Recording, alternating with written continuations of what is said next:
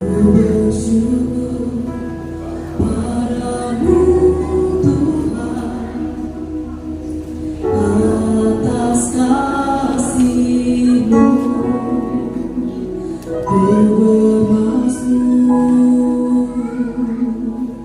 bagi nama-Mu yang kudus.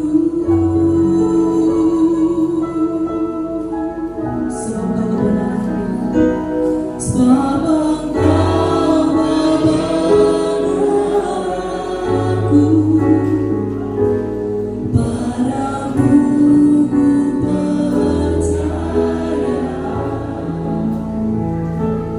Betapa mulianya Tuhanku,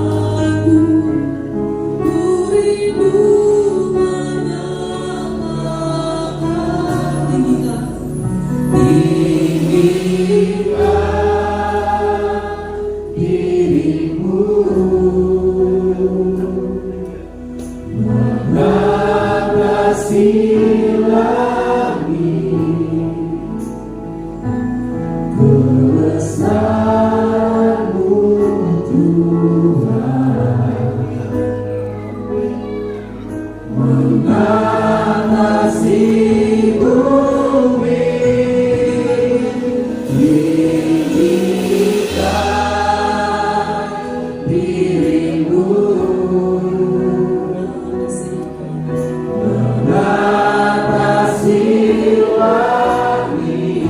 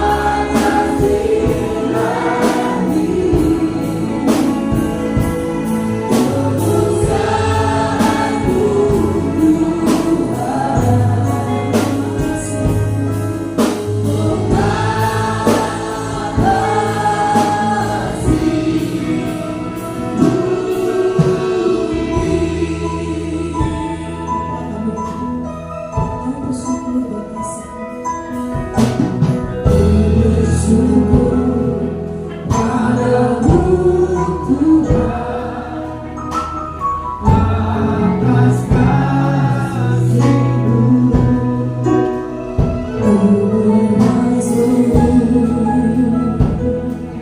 Bagi nama-Mu yang dulu.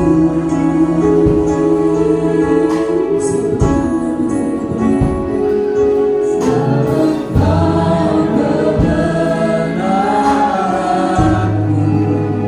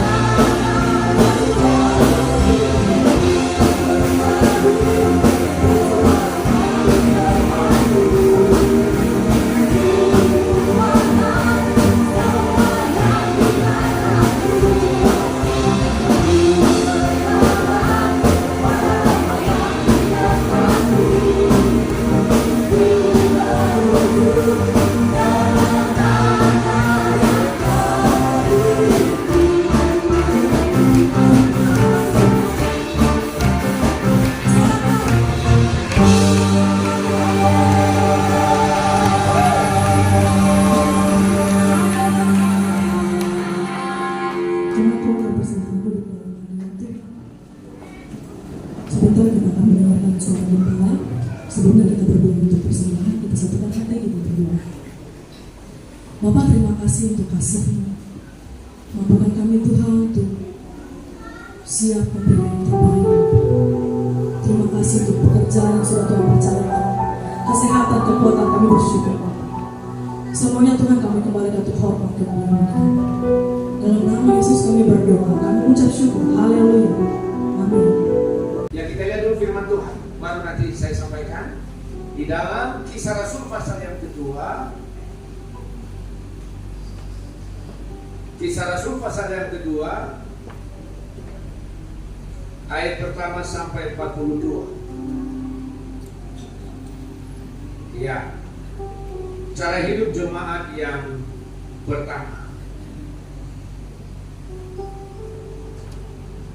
Mungkin lebih bagus kita baca semua.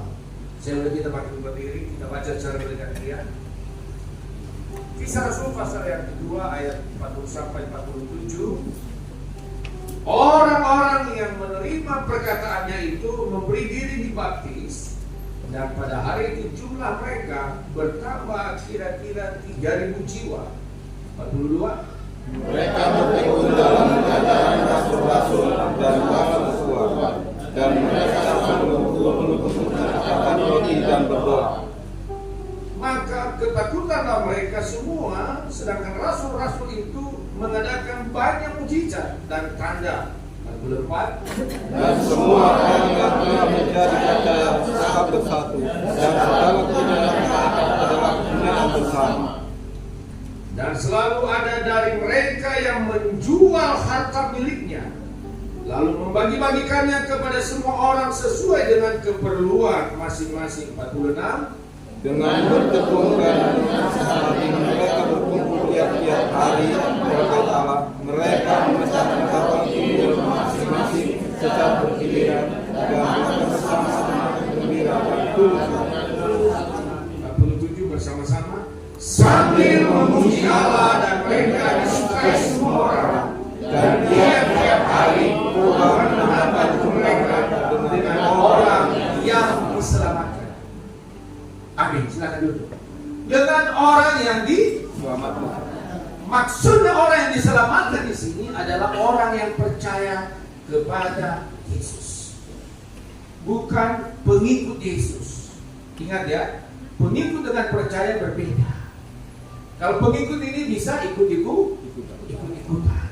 Tapi kalau namanya percaya, artinya segenap hidupnya, segenap jiwanya, segenap kekuatannya dia berikan kepada sesuatu yang dia percaya dan dia yakini. Nah, saudara yang dikasih dalam Tuhan, sekali lagi tema kita bulan ini adalah transformasi, perubahan. Tadi saya katakan bukan perubahan gender ya, tapi perubahan kerangka kita berpikir. Ada banyak contoh-contoh yang namanya perubahan transformasi. Tadi Pak Pastor senior kita juga sudah sedikit memberikan gambaran. Kita lihat seperti ular. Pernah lihat ular? Dia ganti apa? Ganti kulit. Dia tetap ular. Ada banyak orang Kristen ya dibaptis, tapi tanpa pemahaman, tanpa pengertian, sehingga dia tetap menjadi orang Kristen yang dulu gak ada berubah. Tetapi orang yang percaya kepada Yesus, orang yang menerima Yesus sebagai Tuhan dan Selamat, ya, itu benar-benar terjadi perubahan dalam hidupnya. Seperti kehidupan, transformasi dari ular menjadi apa? Dari kepompong. Dari apa? Dari ulat menjadi kepompong, berubah menjadi. Kira-kira waktu dia jadi ulat, banyak ibu-ibu terutama ya, mungkin juga laki-laki, geli melihat ulat. Betul? Saya nggak tahu Pak Hotan suka nggak memegang ulat? Ya suka ya. Tapi ketika dia berubah menjadi kupu-kupu, sesuatu yang indah. Amin. Makanya banyak orang ibu-ibu membeli aksesoris ditempel di sini. Kupu-kupu, kita pikir asli, rupanya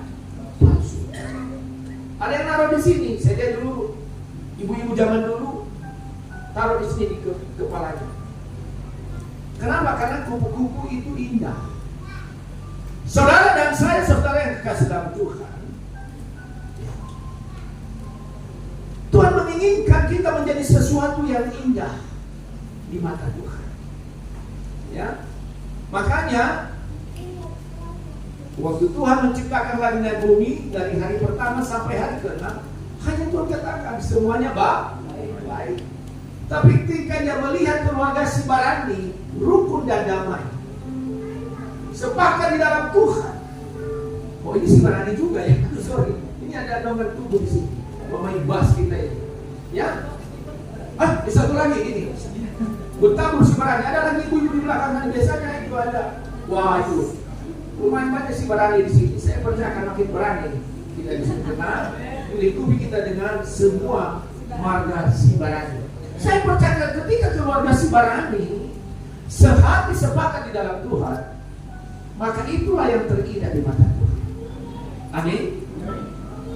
Ingat Mazmur 133, waktu Tuhan melihat satu keindahan, perubahan di dalam kehidupan seseorang, Tuhan katakan, di sanalah aku akan perintahkan apa? Berkat, damai, sejahtera. Amin. Oleh karena itu, marilah kita kejar keindahan, ya, di dalam Tuhan. Kapan kita indah? Ketika kita percaya firman Tuhan, seperti jemaat yang mula-mula waktu mereka mendengarkan firman Tuhan, seketika itu juga berubah cara mereka berpikir. Yang tadinya mereka hidup secara egois, sendiri-sendiri, tapi setelah mereka meresponi firman Tuhan dan diurapi mereka Roh Kudus Tuhan, lalu berubah, terjadi perubahan di dalam kehidupan mereka, mulai dari cara berpikir mereka sampai tindakan mereka. Kita lihat tadi mereka apa? Suka berkumpul, mereka mudah bersatu, mereka rela berkorban. Saking indahnya mereka, karena mereka bersatu, mudah bersatu, suka berkorban dan sebagainya. Maka dicatat dalam ayat yang ke-47 jadi apa? Mereka disukai semua Saya rindu keluarga muda pasti berani, dan keluarga kita semua di lingkungan kita masing-masing kita disukai orang. Amin. Setuju? Ayo bilang suami istri atau yang berbeda. Ya, mulai hari ini biarlah kita menjadi keluarga yang indah supaya disukai orang. Ayo Papa Ayo bilang sama sebelahnya, biarlah kita menjadi pelayan yang disiplin supaya kita disukai orang. Haleluya. Kan indah kan kita disukai orang. Waktu mereka disukai orang, apa yang terjadi? Terjadi di sana pertobatan massal. Dicatat berapa ribu? 3.000. Pertanyaan saya, mungkinkah terjadi lagi seperti itu? Bisakah terjadi, Papa Yung? Halo, ada 2 si Payung di sini memayungi kita semua. Ada 3, mana satu lagi? Oh ya, si Payung baru datang dari Kalimantan. Kalimantan atau Papua? Kalimantan. Sehingga di Kalimantan kelihatannya berubah, kayak wajah-wajah IKN juga wajahnya sudah. Baik, saya percaya. Ya, ketika terjadi keindahan, terjadi perubahan, dan terjadi mujizat besar sampai berapa? 3.000 orang. Sekali lagi saya mau tantang jemaat Tuhan yang sudah mengalami Tuhan ini. Kira-kira bisa nggak terjadi di Kota Galang? Amin. Amin. Yang percaya dalam pegang dulu tangan. Yang percaya saja. Berarti saudara peduli dengan mereka yang akan menuju ke binasa. Saya baru pulang dari Nias Selatan dan ke tengahnya saya mengunjungi jemaat yang kita rintis 2005, 2006 sampai 2008, 2009 pada saat itu. Dulu kita tempatkan di sana Kak Elizabeth. Ada yang kenal Kak Elizabeth, putrinya Pak Saladamur. Kemudian ada Kak Leni Borusaragi, dan juga pernah dibantu sama Bang Yaaro. Sengaja saya karena ada tugas kemarin di Gunung Stoli, saya kunjungi jemaat itu. Dan saya membuktikan kepada Ibu Gembala bahwa apa yang pernah saya saksikan kepada beliau itu benar.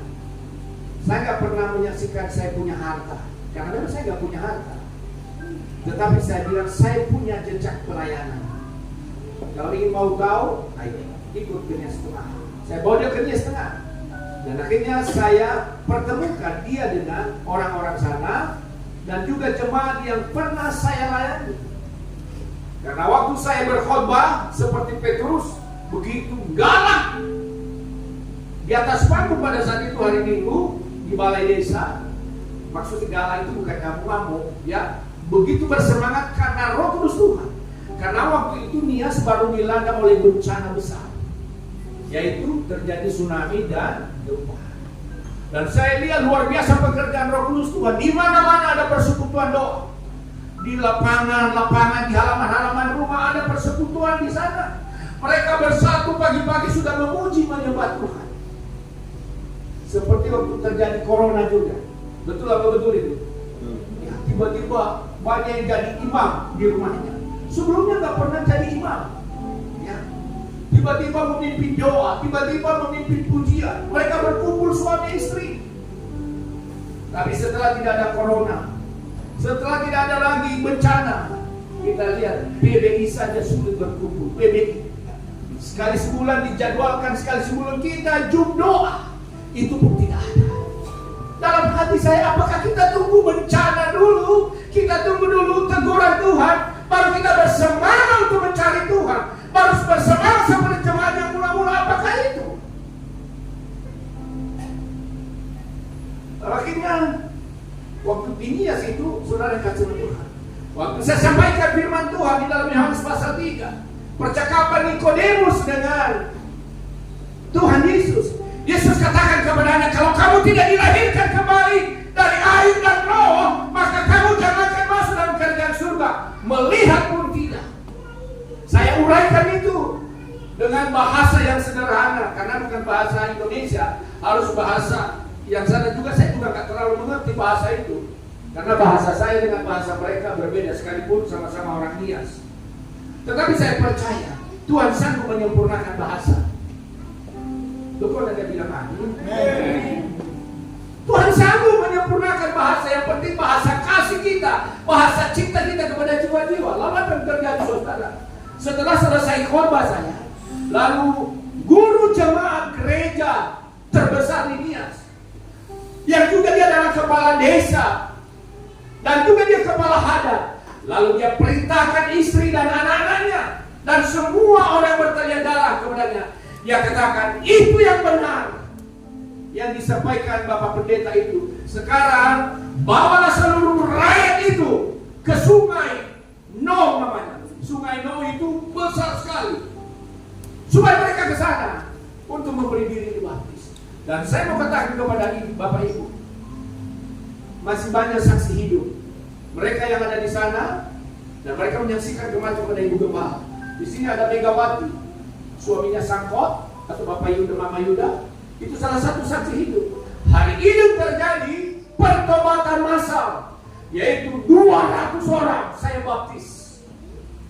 Sudah hampir berapa puluh tahun saya di dalam, belum pernah ada 200 orang. Tapi pernah gereja ini memberkati di sana dalam satu baptisan 200 orang. Kita beri tepuk tangan untuk saudara. Artinya peluang untuk terjadi pertobatan massal masih selalu tersedia. Kenapa? Karena Roh Kudus Tuhan masih ada di bumi. Amin saudara. Karena itu pekerjaan Roh Kudus, bukan pekerjaan kita. Lalu hari kedua adalah 90 orang. Sebetulnya hari itu mau saya baptis semua, tapi karena lutut saya, kaki saya tidak tahan menahan air, akhirnya saya keram. Ya kan? Saya lihat saya di bawah jembatan itu panjang sekali, kayak jembatan Perbauman itu. Saya mau kemana orang ini? Saya pun ketakutan. Waktu itu dalam hati ini, kok banyak kali orang ini ya? Mau kemana orang ini? Rupanya mereka menyeberang sungai itu turun ke bawah dan mereka memberi diri dibaptis. Jadi apa yang pernah dialami di zaman Rasul Petrus, gereja ini juga pernah mengalami. Jika benar-benar itu. Nah, saya percaya semangat, spirit Roh Kudus Tuhan, spirit Rasul Petrus yang pernah terjadi di gereja kita, besok dan seterusnya juga akan terjadi. Amin saudara. Kuncinya kita harus meresponi setiap pemberitaan firman Tuhan. Makanya waktu firman Tuhan diberitakan, dengarkan baik. Jangan fokus kepada alat ponselmu. Perhatikan firman Tuhan. Karena firman Tuhan inilah yang bisa mengubah hidup seseorang. Amin. Bukankah masih ada pergumulan kita sekarang? Antara suami istri saja masih ada yang belum klop. Sudah ada yang berpuluh tahun kita berkeluarga, tapi masih ada perbedaan. Amin. Tapi perbedaan ini akan berubah ketika saudara dan saya menyimak, merenungkan, mengaminkan setiap firman. Sama dengan jemaat yang mula-mula. Waktu mereka merespon firman Tuhan, apa yang terjadi saudara? Orang-orang yang menerima perkataan itu memberi diri dibaptis. Dibaptis itu bicara apa tentang baptis? Baptis itu adalah